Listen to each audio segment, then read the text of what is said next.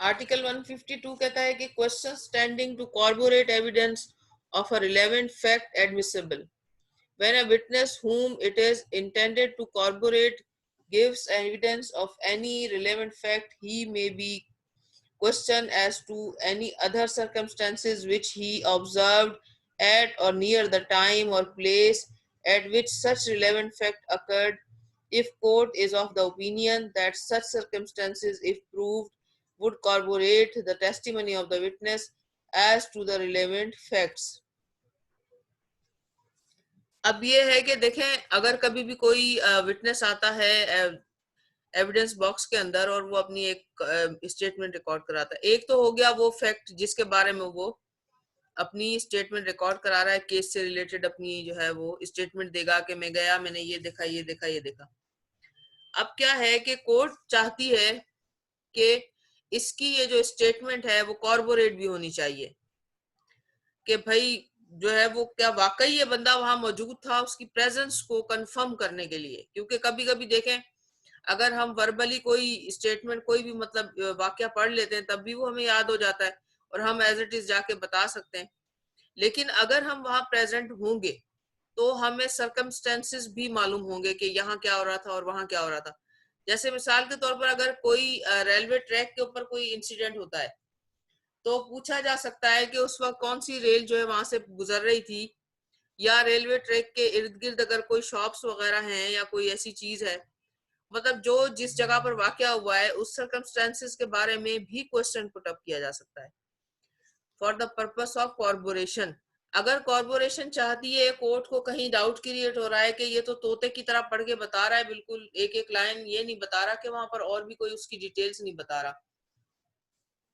जैसे एक बंदा अगर किसी जगह मौजूद होता है, वहां की डिटेल्स उसको पता होती है।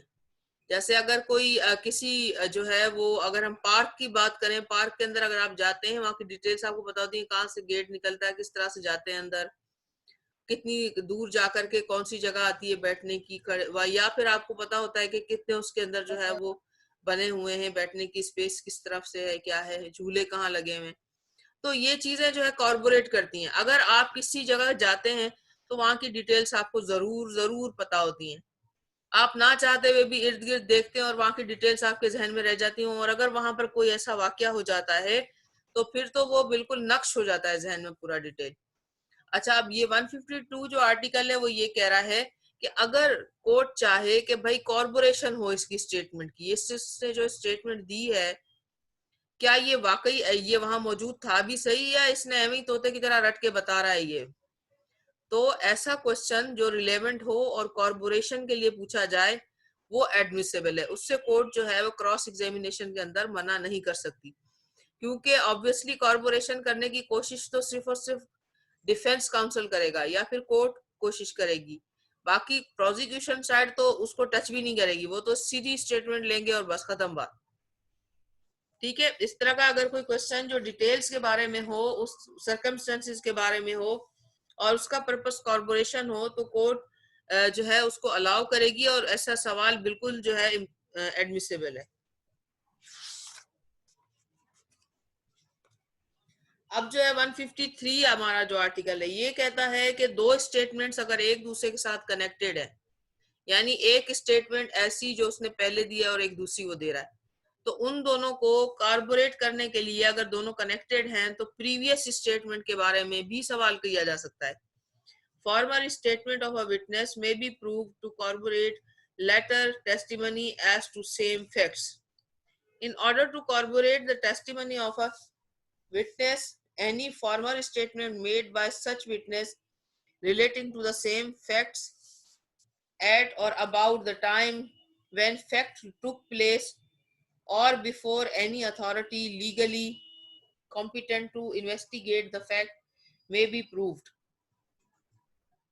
अच्छा, आप देखें कि जैसे मिसाल के तौर पे अगर हम जो है जो कि चेक वगैरह बाउंस हो जाते हैं, उसके मुतालिक अगर हम जो है हमारा कोई केस है, एक तो क्रिमिनल केस हो जाता है कि भाई आपने हमें धोखा दिया, और एक फ्रॉड का केस हो गया कि जो है वो जिस अकाउंट में पैसे ही नहीं है वहां उस अकाउंट का 489F का होता है वो, तो वो दे दिया एक, तो ठीक है। एक क्रिमिनल केस हो गया और एक हमारा हो गया सिविल मैटर कि हमने पैसे रिकवर करने के लिए जो है वो समरी सूट फाइल किया।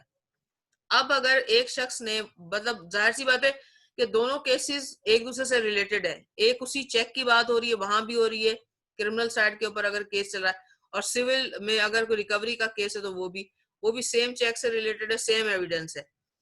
तो फिर क्या होगा कि अगर सिविल केस के अंदर कोई विटनेस अपनी जो है स्टेटमेंट रिकॉर्ड करा के आता है और वही सेम विटनेस यहाँ क्रिमिनल साइड पे आकर अपीयर होता है और यहाँ पर भी उसकी स्टेटमेंट रिकॉर्ड हो रही है और वो ये बता रहा है कि ये चेक जो है वो चोरी हो गया था मतलब कि डेलिबरेटली नहीं दिया गया, इस तरह की कोई चीज है, और प्रीवियस जो उसकी स्टेटमेंट है उसमें कोई ऐसी चीज आ जाती है कि जिससे ये पता चलता है कि जनाब जो उसने प्रीवियस स्टेटमेंट दी थी उसमें कोई ऐसा फैक्ट एडमिट कर लिया है जिसके अंदर उसने कहा है कि जब ये चेक दे रहा था तो मैं वहां मौजूद नहीं था, इस तरह का कोई सवाल है।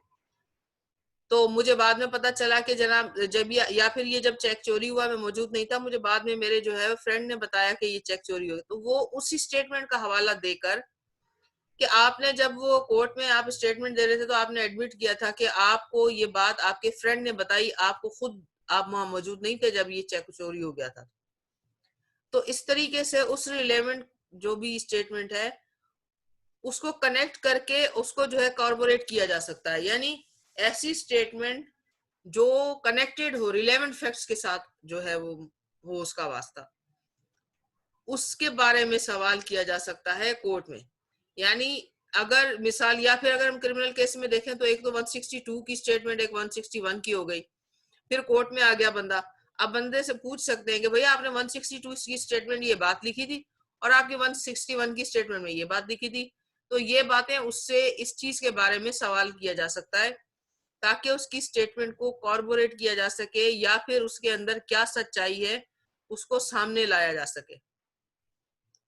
और ऐसा जो है अगर कोई क्वेश्चन होगा तो वो जो है बिल्कुल एडमिसिबल है।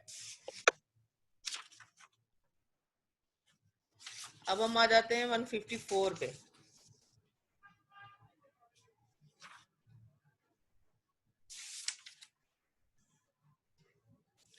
154 कहता है what matters may be proved in connection with the proved statement relevant under Article 46 and 47.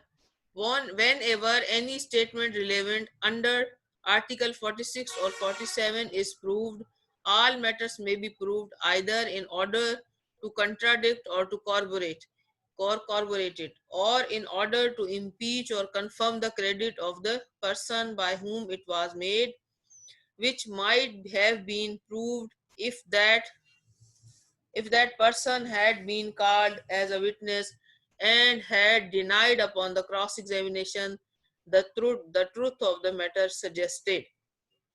अब आपका आर्टिकल 46 जो है और जो 47 है ये जो है रिलेवेंट किस चीज के साथ है?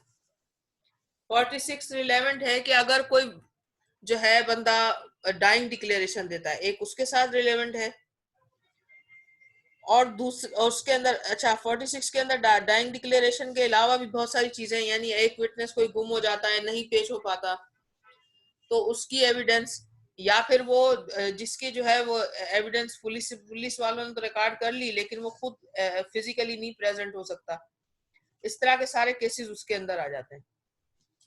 मैं एक मिनट 46 और 47 निकाल के भी देख लेते हैं ताकि जो है उसको आसानी हो पढ़ने में।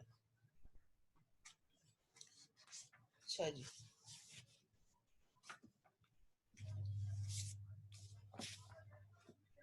अच्छा 47 जो हमारे पास है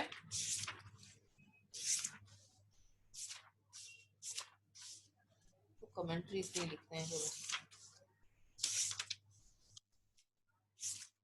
हाँ जी, ये आ गया article 47, relevancy of certain evidence for proving subsequent proceeding and the truth of facts therein stated। अगर कोई ऐसा शख्स है जो एक स्टेटमेंट देता है और उसके अंदर कुछ फैक्ट्स बताता है, जैसा कि अब इसमें लिखा है कि evidence given by a witness in a judicial proceeding before the any person authorised by law to take it is relevant for the purpose of proving in subsequent judicial proceeding or in later stage of the same judicial proceeding in truth of the facts which it states when the witness is dead cannot be found or is incapable of giving the evidence or is kept out of way. यानी ये हो गया आपकी 164 की statement. अगर 164 की statement एक शख्स ने रिकॉर्ड करवाई, ठीक है, और फिर क्या हुआ कि वो जो 164 की स्टेटमेंट देने वाला शख्स था या तो उसकी डेथ हो गई या वो फार अवे चला गया, मुल्क से बाहर चला गया और वो एज अ विटनेस पेश नहीं हो सका, तो जो उसकी स्टेटमेंट उसने 164 के अंदर रिकॉर्ड करवाई थी वो रिलेवेंट है, वो उस केस के अंदर जो है उस केस को प्रूव करने के लिए इस्तेमाल की जा सकती है। लेकिन अब ये जो हम सेक्शन पढ़ रहे हैं इसके अंदर वो कहता है अगर वो शख्स आ जाता है, प्रेजेंट हो जाता है कोर्ट में, जो बाहर के मुल्क चला गया था या कहीं और शिफ्ट हो गया था और उसकी वजह से वो नहीं आ पा रहा था, ऐसी सूरत हाल में अगर वो खुद आ जाता है उसको डिनाई कर देता है, ठीक है। अगर वो कहता है कि नहीं वो जो स्टेटमेंट थी वो मैंने जो है वो इंड्यूसमेंट में यानी या तो मुझसे मजबूरी में ली गई थी या कोई भी इस तरह का बहाना करके कहता है कि वो जो थी वो सही नहीं है, तो अब क्या होगा कि जो उसकी स्टेटमेंट है वो सारी उसकी जो क्रेडिबिलिटी है वो डिस्ट्रॉय हो जाएगी। ये देखें कह रहा है आर्टिकल, इसमें जो हम अभी पढ़ रहे थे ये हमारा आर्टिकल था 154, इसमें कह रहा है whenever any statement relevant under article 46 और 47, 46 हमारा डाइंग डिक्लेरेशन वाला हो गया और उसके अंदर जो है वो बात हो गई कि काज ऑफ डेथ से रिलेटेड अगर कोई किसी किस्म की एविडेंस है या ड्यूरिंग कोर्स ऑफ बिजनेस कोई ट्रांजैक्शन हुई है उससे रिलेटेड या against interest of a maker जिसमें कंप्लायंस आ जाता है, और given opinion as to the public right custom और मैटर यानी जिसके अंदर एक्सपर्ट ओपिनियन आ गया, और release existence of the relationship, तो ये सारे के सारी स्टेटमेंट हमारी आर्टिकल 46 में आ गई। और 47 में आ गया कि अगर वो शख्स स्टेटमेंट देता है 164 की और फिर उसके बाद लापता हो जाता है, अब ये दोनों सूरत हाल है। और 154 हमारा ये कहता है कि अगर इन दोनों स्टेटमेंट्स के अंदर क्या हो, is proved all matters may be proved either in order to contradict or corroborate it or in order to impeach or confirm the credit of the person by whom it was made।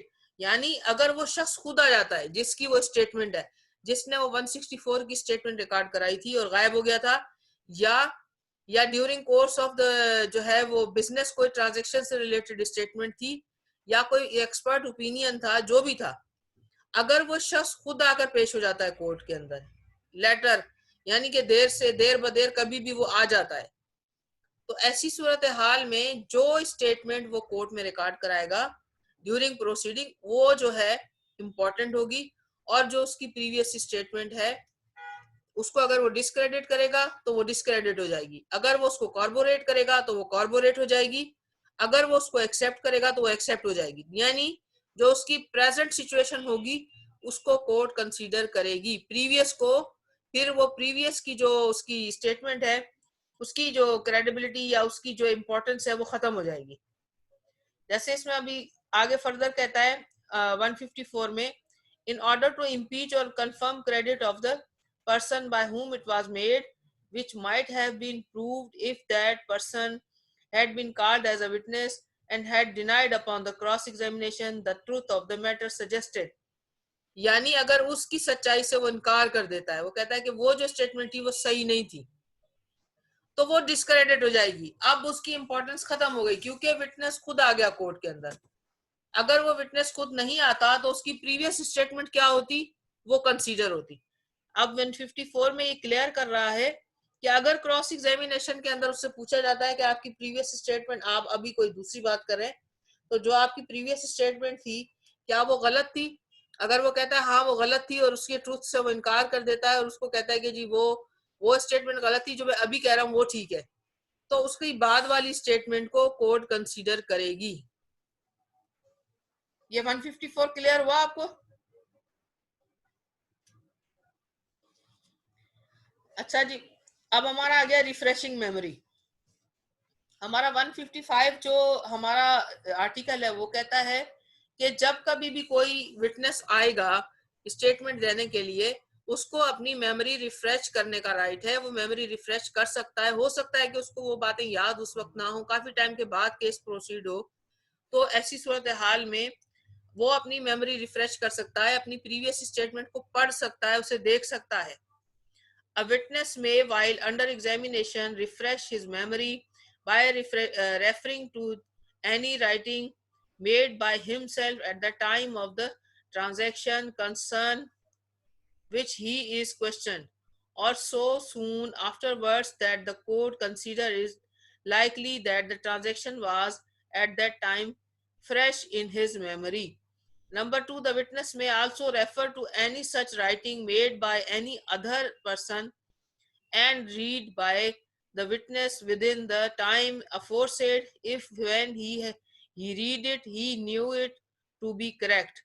Whenever a witness is may refresh his memory by referencing to any document, he may, with the permission of the court, refers to a copy of such document, provided the court be satisfied that there is a sufficient reason for the non-production of the original.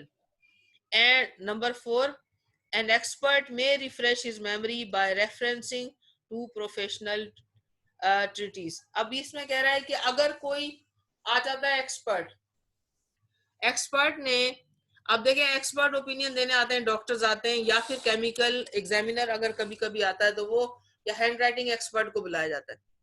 अब उनके पास क्या है कि number of cases होते हैं, वो हर किसी की रिपोर्ट बनाते जाते हैं, फिर उसके बाद नए नए केसेस आते जाते हैं।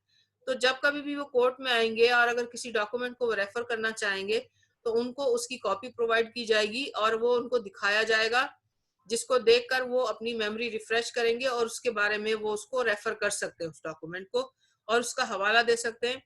अगर उन्होंने डिक्टेशन देकर लिखवाया किसी और से तो वो किसी और की हैंडराइटिंग में या उसकी उनकी अपनी हैंडराइटिंग में कोई अगर चीज लिखी हुई है तो वो उसको रेफर कर सकते हैं, और अगर कोई स्टेटमेंट रिटन में मौजूद है उनकी प्रीवियस तो वो भी उसको दी जा सकती है रिफ्रेश करने के लिए। और कोर्ट उसमें कोर्ट सेटिस्फाई अगर हो जाती है कि जनाब हाँ ठीक है, इसने रिफ्रेश की है मेमोरी और अब ये जो बात कर रहा है अब इसने देख लिया है, अब ये सही ठीक तरह से बता सकता है, तो कोर्ट उसको मेमोरी रिफ्रेश करने के लिए अलाउ कर सकती है। अब ये समझ में आ गया आप लोगों को 155? भाई कोई जवाब भी दे दिया करो। यस मैम, समझ आ गया। अच्छा, अब 156 हमारा कहता है testimony to facts stated in documents mentioned in article 155.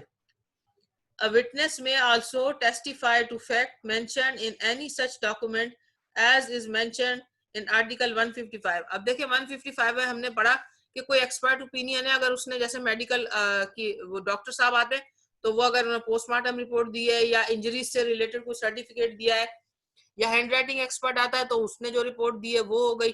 अगर कोई केमिकल एक्सपर्ट आता है तो जो उसकी अपने जो उसने एक रिपोर्ट तैयार की थी वो उसको दिखा दी, उसकी मेमोरी रिफ्रेश करवा दी।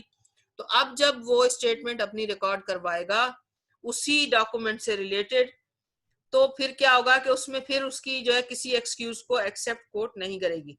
In Article 155, although he has no specific recollection of the facts themselves, if he is sure that the fact were correctly recorded in the document, यानी कि अगर वो कहता है कि जो कुछ इसमें लिखा है मैंने ये बिल्कुल ठीक है और करेक्टली जो है ये बिल्कुल सही मैंने सर्टिफिकेट इशू किया है, तो उसको दूसरे कोई सबूत पेश करने की जरूरत नहीं है, बस उसका अपने ओपिनियन जो उसने पहले इशू किया था वो और उसकी स्टेटमेंट जो है वो कोर्ट के लिए क्या होगी, वो एडमिसिबल होगी।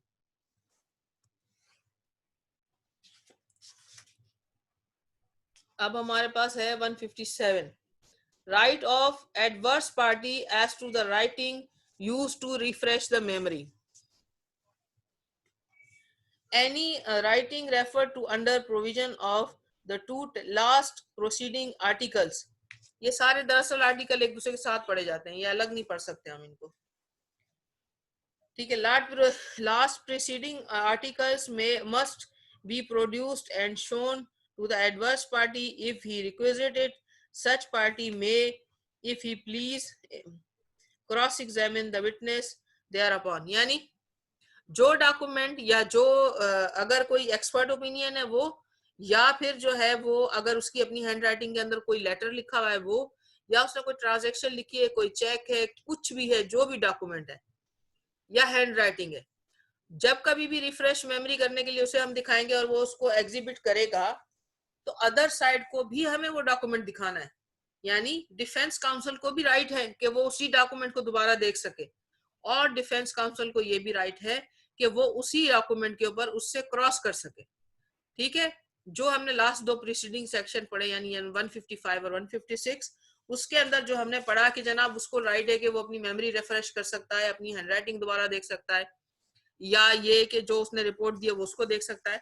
तो ऐसी सिचुएशन के अंदर बिल्कुल इसी तरह जो है वो डिफेंस काउंसिल को भी राइट है कि वो भी क्या कर सकते हैं, वो उन्हीं डॉक्यूमेंट्स को एग्जामिन कर सकते हैं, उन्हीं डॉक्यूमेंट्स के ऊपर क्रॉस भी कर सकते हैं और उसको देख सकते हैं, जो भी चीज वो एग्जिबिट कोर्ट के अंदर आके करेगा। अब आगे हमारे पास 158 प्रोडक्शन ऑफ डॉक्यूमेंट्स। अब इसके अंदर क्या है, अगर कोर्ट किसी को ऑफिशियल को या किसी को कोई भेजती है, जैसे मिसाल के तौर पर चालान मंगवाया जाता है, पुलिस पेपर्स कॉल किए जाते हैं, या किसी मुख्तियारकार को लेटर लिखा जाता है कि भाई आप वहां से रिकॉर्ड लेकर आ जाएं, या फिर किसी रजिस्ट्रार को कहा जाता है, या अगर कोई देखें पिटीशंस वगैरह फाइल होती हैं, कोई प्रोसीडिंग चैलेंज हो जाती है, कुछ होता है, तो हाई कोर्ट उनको कहती है आप पूरा रिकॉर्ड लेकर के आ जाए, आपका जो भी था, जो आपने कमेटी बनाई थी या जो भी चीज जो भी वहां पर प्रोसीडिंग की थी वो सारी लाकर पेश करें। तो वो डॉक्यूमेंट्स कोर्ट कॉल कर सकती है, तमाम के तमाम जो भी रिलेवेंट होंगे केस के साथ वो सब कॉल किए जा सकते हैं। A witness summoned to produce a document shall, if it is in his possession or power, bring it to the court, notwithstanding any objection which there may be to its production or to its admissibility. The validity of any objections shall be decided on by the court. The court, if it sees fit, may inspect the documents unless it refers to the matter of state or take other evidence to enable it to determine on its admissibility. If for such purpose it is necessary to cause any document to be translated, the court may, if it think fit, direct the translator to keep the contents secret unless the document is to be given in evidence. And if the translator disobey such directions, he shall be held to have committed an offense under section 166 of the Pakistan Penal Code. अब इसमें वो कह रहा है कि अगर कोई court matter किसी मैटर से रिलेटेड डॉक्यूमेंट कॉल कर रही है तो इसमें ऑब्जेक्शन नहीं हो सकता कोई भी अदर साइड का बंदा कि वो क्यों लेकर आया, क्यों पेश किया। नहीं, कोर्ट ने अगर ऑर्डर पास किया है तो जिस शख्स के भी कब्जे में वो डॉक्यूमेंट्स हैं वो लाकर दे सकता है कोर्ट को। और अगर उसमें ऐसी लैंग्वेज यूज हुई है जो कि कोर्ट के लिए फेमिलियर नहीं है, कोई मुश्किल कोई इस तरह की या कोई फॉरेन लैंग्वेज है, तो कोर्ट उसकी ट्रांसलेशन करवा सकती है ट्रांसलेटर को बुलाकर। लेकिन जो ट्रांसलेटर होगा वो ट्रांसलेशन करके बताएगा, लेकिन अगर कोर्ट उसको डायरेक्शन देती है कि जो ट्रांसलेशन के अंदर जो फैक्ट्स इसमें मेंशन है वो आपने डिस्कवर नहीं कर, वो आपने जो है वो डिस्क्लोज नहीं करने किसी को भी, तो वो शख्स ट्रांसलेटर जो है उसको सीक्रेट रखने का पाबंद होगा। और अगर वो जाकर के बाहर वो सारी की सारी बात डिस्क्लोज कर सकता है, कर देता है किसी और को, तो उसके खिलाफ जो है 166 पाकिस्तान के पेनल कोड पीपीसी की कार्रवाई हो सकती है, जिसके अंदर ये लिखा हुआ है कि जनाब कोई भी शख्स जो है डिसोबीडियंस ऑफ कोर्ट यानी कोर्ट की जो भी मतलब है कि हुक्म की अगर खिलाफ वर्जी करेगा तो वो उसके अंदर उसको चार्ज किया जा सकता है। बस अब यहीं तक रखते हैं भाई, बस 158 तक बहुत है। अब आगे इंशाल्लाह नेक्स्ट क्लास हमारी कल है, तो कल इंशाल्लाह ताला आगे पढ़ेंगे। यहाँ तक समझ में आ गया? कोई सवाल करना हो तो आप कर लें।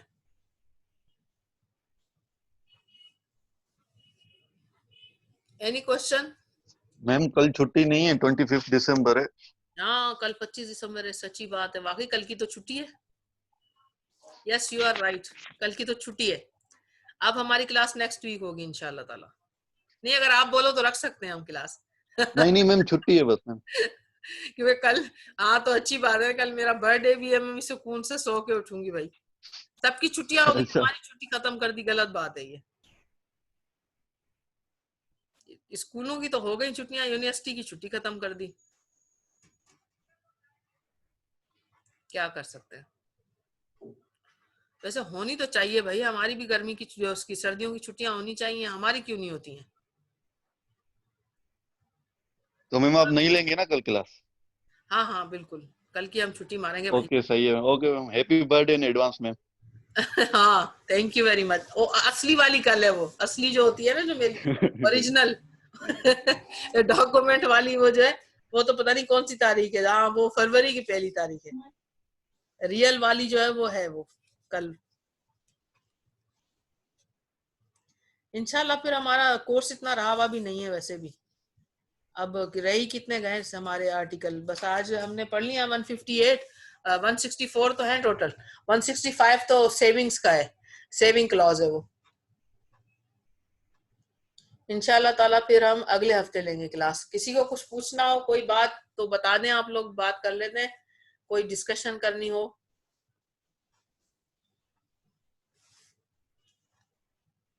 कुछ भी नहीं पूछना? मैम जी जी। मैम असाइनमेंट का पूछना है कि जो हमारे टॉपिक है ना, उस टॉपिक में ना मतलब लातादाद केस लॉज है, लेकिन ज्यादा मटेरियल नहीं मिल रहा। तो मतलब भले 50+ केस लॉज हो तो इट्स ओके, मटेरियल कम हो। अरे वही केस लॉज वाला मटेरियल लिख दो यार, क्या फायदा, क्या फर्क पड़ता है। ओके टॉपिक कौन सा है आपका? Ma'am, independent and injured witness. Independent of? Independent and injured witness. हाँ चलें, ये भी ठीक है। यस तो मैम, बहुत तो मैम उससे जबरदस्त है केस। टॉपिक आपका। हाँ हाँ भले, यस कोई मैम। मसला ही नहीं है। आपके जो केस लॉज है ना, उसी में से थोड़े थोड़े वो निकाल लें, आप पॉइंट्स निकाल के लिख दें बस। चलो ma'am, okay okay, thank you. ठीक है ना? Ma'am yes ma'am. जी जी बोले। जी मैम, मैं विलेज में हूँ, तो मैम सॉफ्ट कॉपी तो 31 दिसंबर तक सेंड हो सकती है मैम, हार्ड कॉपी उसके बाद जमा करवा सकते हैं? बेटे 31 दिसंबर तक आपकी हार्ड कॉपी मिल जानी चाहिए, क्योंकि आपको पता है फिर सर जमर साहब मना कर देते हैं, फिर मैडम अजरा को भी बड़ी मिन्नतें करनी पड़ जाती हैं हमें, क्योंकि मैम पिछली कुरियर दफा कर। भी। क्या करें, हम कोशिश करें, या फिर एक काम करें, देखिए मेरा एक आपके लिए एक सजेशन है। आप अपनी जी असाइनमेंट मैम। को पीडीएफ फॉर्मेट में करके आप अपने फ्रेंड को, जो भी आपकी क्लोज फ्रेंड हो, या उसको भेज दें आप, या और नहीं तो ये परवेज की ड्यूटी लगा दें। परवेज कर लोगे तुम? परवेज है या चला गया, कहीं भाग गया? हेलो। मैम वो खुद ही नहीं करेगा मैम, वो मोर भी हमेशा प्रेजेंट होता हूँ मैं आपकी क्लास में मैम। होते हो ना, अच्छी बात है, बहुत अच्छी। Yes ma'am. अच्छा मैम मैं कह रही परवेज हूँ, को परवेज सिर्फ अगर मतलब 500 रुपए भेज दें और असाइनमेंट भी भेज दें, वो मैम कर देगा। 400 रुपए एक असाइनमेंट की काफी है। भाई प्रिंट आउट निकलवा के जमा करवा दो बस, यहाँ बच्चे बेचारे परेशान है, इंटीरियर में क्या करेंगे। हाँ भाई पैसे इसको मैम मैम वो इजी पैसा मोरो कर पे दे। आएगा, वो किराया कोई तो होगा मसला ना नहीं है उसका। मैम, इनकी परेशानी उठाने के लिए तो मैं खड़ा हूँ। हाँ हाँ तो इजी पैसा से मंगवा लो, पैसे भी 100 200 300 क्या है जो भी है। मैम इजी पैसा अकाउंट नहीं है मेरा, मोबी कैश कर दें। चलो मैनेज कर दे, ये भी ठीक है। हाँ ये ठीक है, वरना आप कर दें, आप मुझे परेशानी में डाल रही हैं, आप कर दें, आप पैसे ट्रांसफर कर दें, असाइनमेंट में सिस्टर से ले लेता हूँ। शाबाश है।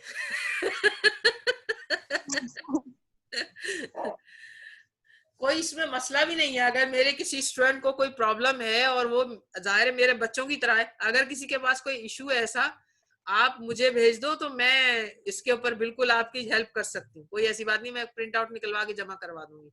लेकिन मैम ये ये है ठीक कि मैं नहीं जब आप। जमा नहीं, समझो बात को, मैं जमा करवाऊंगी तो क्रेडिबिलिटी जो है उसकी शेक हो जाएगी, ये बता दूं मैं।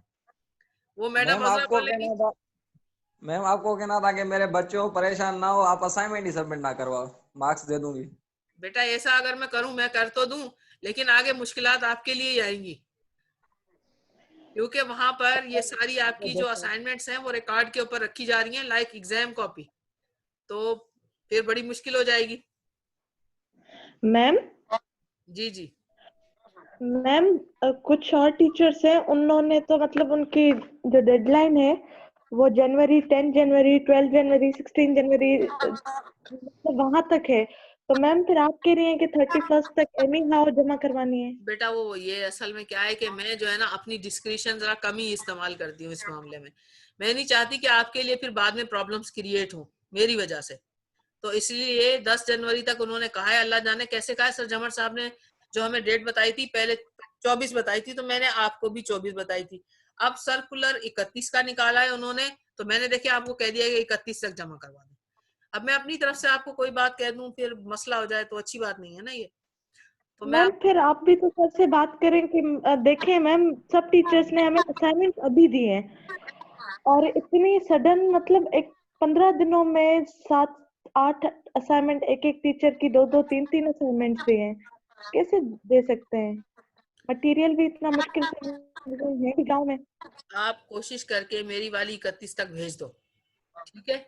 अल्लाह खैर करेगा। फिर अगर डेट का कोई इशू, अगर सर जमर साहब एग्री कर जाएंगे बढ़ाने के लिए या कोई मैडम अजरा से डिस्कशन कर लेंगे, तो वो हम ऑफ द रिकॉर्ड रखते हैं ये चीजें। अगर हम आगे पीछे हो भी जाता है कोई स्टूडेंट भेजने में, तो वो ऑन द रिकॉर्ड नहीं होती चीज, ऑफ द रिकॉर्ड होती है।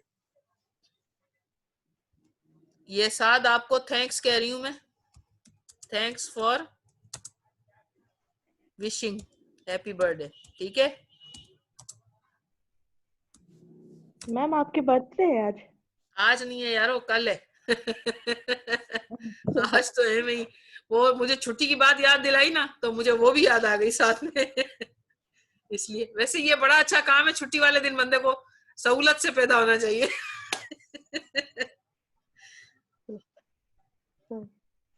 चलें, अच्छा फिर क्लास खत्म कर लें क्या? कुछ पूछना है आपको? देखिए मैं मैडम अजरा से बात करूंगी, हम डिस्कस कर लेंगे। अगर कोई बच्चा किसी मजबूरी से देर से भेजेगा तो उसको हम ऑफ द रिकॉर्ड एक्सेप्ट कर लेंगे, लेकिन ऑन द रिकॉर्ड आपको 31 तक भेजना है। जो बात है वो मैं आपको क्लियर कर रही हूँ। फिर कल कला को आप कहोगे कि मैडम शबाना ने हमें मिसगाइड किया, तो इसलिए बेहतर यह है कि मैं आपको वो बात बोलूं जो बिल्कुल सही हो, ठीक है ना। तो आप लोग कोशिश ओके करके भेज दें। जी मैम। और जो बच्चा नहीं कर सकता वहां से मतलब, तो वो क्या करे कि वो परवेज को बोल दे, परवेज बेटा आप ले लो जिम्मेदारी, और वो वहां आपको ईमेल कर दें, आप यहाँ से प्रिंट आउट निकलवा के जमा करवा दो, ठीक है। आप उससे प्रिंट आउट के पैसे ले लेना, मैं ये कह रही हूँ ना उसको। ठीक है मैम, ठीक है। ठीक है, थैंक यू सरदार शाह, आपने भी अभी बर्थडे लिखकर भेजा, thank you very much. Okay, Allah Hafiz. Allah Hafiz ma'am.